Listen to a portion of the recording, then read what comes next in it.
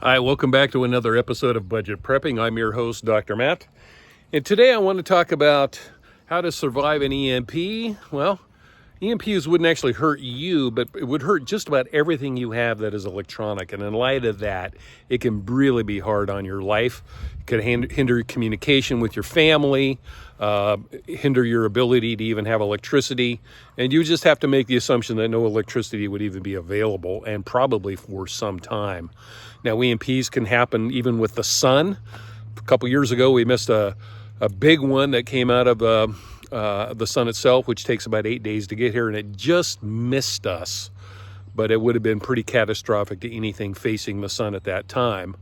But it also could be any nuclear device that is set off up above that would shower us. You could even do it from a satellite, which is pretty nasty thinking in its own right. But I'm here to tell you, there is one piece of equipment that I've switched to that is non-electrical. So there's no computer chip, there's not even a capacitor. And so it's EMP resistant, if not EMP free.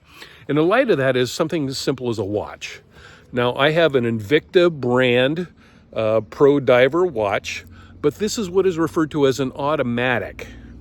And an automatic watch is a self-winder. And if you look on the back, there's some glass on there, and there's a little weight that's on there. And as you move it, it winds up the spring all by itself.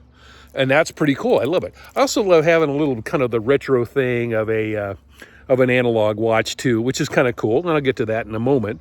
But having this EMP-free watch, being an automatic, I just don't have to worry about it. Now, granted, I got a cheap one.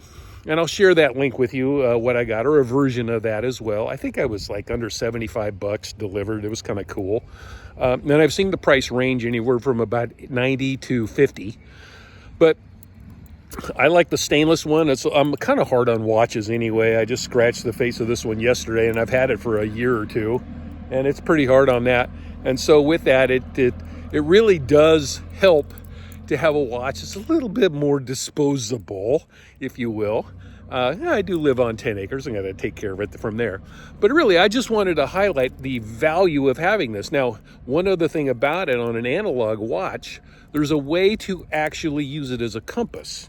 And it has to do with pointing the hour hand and then seeing the space between where the hour hand is pointing at the sun and noon is, and you can determine what is south and north from there. So as long as the sun's out, you have a compass in your hand with an analog watch. This one I have to keep track of a little bit. It's a little fast, a few seconds each day.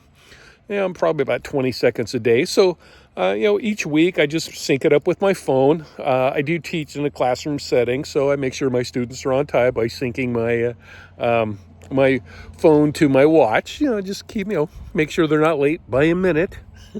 But anyway, it's just an important part of what you have on you. It might be a little heavy because this one's a stainless one. Stainless is kind of heavy, but I've had a titanium one, and that baby was awesome. I did hand that off as an inheritance to another family member.